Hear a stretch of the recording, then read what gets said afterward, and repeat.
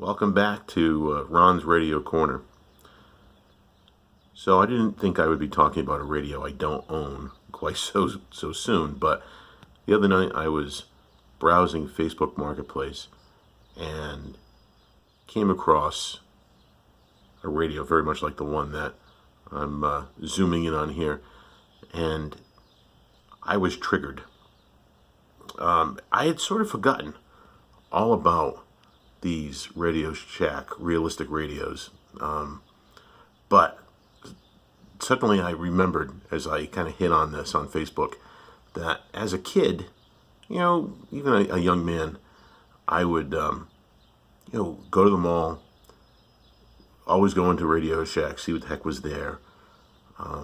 They would always have a catalog that you could take home, flip through the catalog, and see all these different devices and gizmos and whatnot they would sell. But even then, this is probably, maybe the late 80s and into the 90s. And I know the radio that I'm zooming in on here is a model from the 90s. But even then, for some reason, it had some sort of interest or fascination in these table radios. And I really don't know why.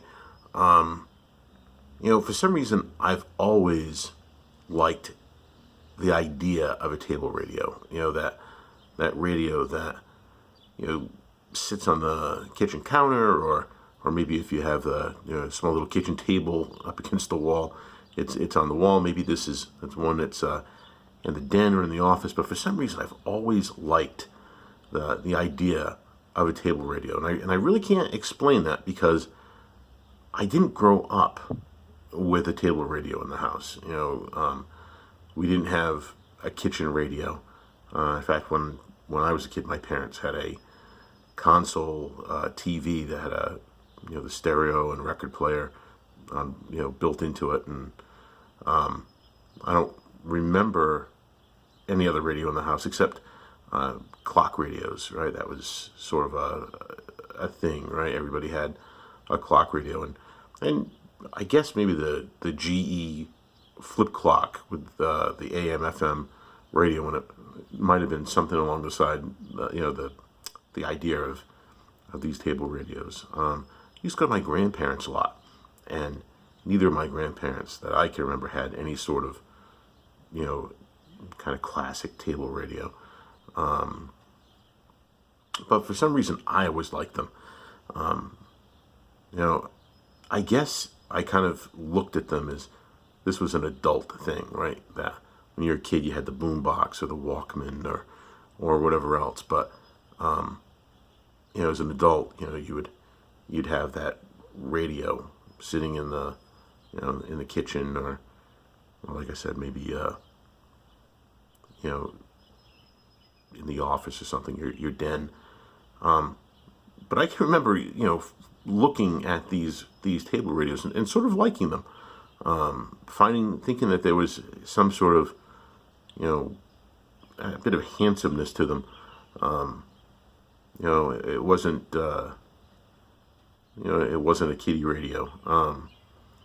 So as I'm flipping through Facebook, and I see this realistic radio, and it wasn't this exact one, but as I'm flipping through Facebook and I'm seeing this realistic radio, I'm like, wow, I wonder if this is sort of where my fascination with table radios started. Later on, I become aware of table radios made by Sony that everybody raved over, and I think there's Panasonic had one that's supposed to be really good. But again, growing up, I didn't, we didn't have one in the house, so that that wasn't sort of the driver for it. Later on, I owned a few Crosley table radios, which I kind of regret that I don't have them now. And these, of course, looked like radios from the 40s or 50s, and great design. They had a cassette deck, on the side of them where you could insert, a cassette and listen to music that way. I'm a little surprised because some of them were really handsome, well designed aesthetically, radios. I'm a little surprised that there has not been a effort to reintroduce some of those designs and something more modern with with maybe Bluetooth connectivity. So from this radio here, which I never owned, and I don't remember ever thinking to myself I need to go buy one. But down the road somewhere, I would, I had those Crosley radios and thought it would be nice to get like a better sounding, maybe a Sony or something like that. And I never did. Then the Tivoli came out, the Tivoli Model 1. And I apologize because I am not skillful enough to do videos where, as I'm saying these things, suddenly an image of a Tivoli radio pops in. I would have had to have, I guess have another tablet, and I would have switched over to that. But I remember when the Tivoli Model 1 came out, and all the talk about what a great radio this was, what a great sounding radio this was. But for me, it was also an expensive radio. So as much as I might have admired the look of it, and certainly admired what it was supposed to be, right? This really great sounding table radio. I never got around to owning one. What I have picked up, and it's something that I've wanted to pick up for a long time, and finally just came across it at a price that I couldn't resist, is this Sangen. This one is a WR16, so AM/FM with Bluetooth, and I had admired these for a long time. I like the looks of them. I think they're actually like the looks of this more than I like the Tivoli. In some respects, it doesn't look all that different than that realistic radio, from many years ago. Although I imagine the Sangen is a much better radio all the way around. I think the realistic is probably particle board with veneer. I think the cabinet on the Sangen is probably a better design. I think the sound is probably much better. The Sangen actually sounds wonderful. I picked this up, and the minute I plugged it in and fired it up and tuned into a station, just how good this Sangen sounds is amazing, right? And if it's got any drawbacks, is I think it's sort of a polite radio. It will get loud enough to comfortably fill the room, but it doesn't get too loud. Certainly doesn't get loud enough to distort. But again, this isn't really about the Sangen, which maybe we'll talk about some other point. It's really more about the idea that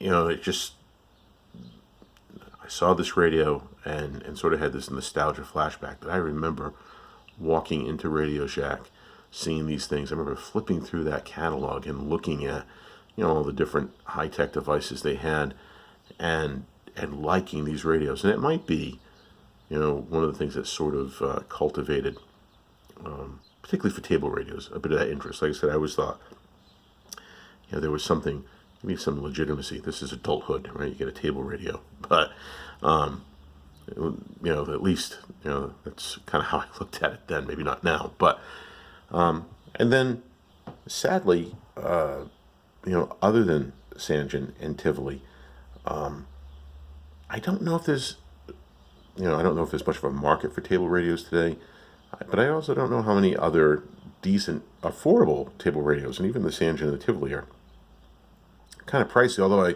I saw a YouTube video on this radio where a gentleman said that these went for about $40 brand new back in the mid 90s, and I have to wonder if $40 30 years ago is the equivalent of the $90 or $100 or so that you see the Sangen or or the Tivoli go for today. So that's it. Just wanted to kind of share a little thought, both on these radios and not just the realistic, although, but it used to be. I think GE had table radios like this, and I think Zenith and Sony and Panasonic, and you don't really see radios like this today. I mean, there's a lot of small table radios on Amazon and things like that, but they tend to go for some sort of really, really retro design, where I think they almost cross the line into novelty radios. But that's it for now. Until the next time. Thanks.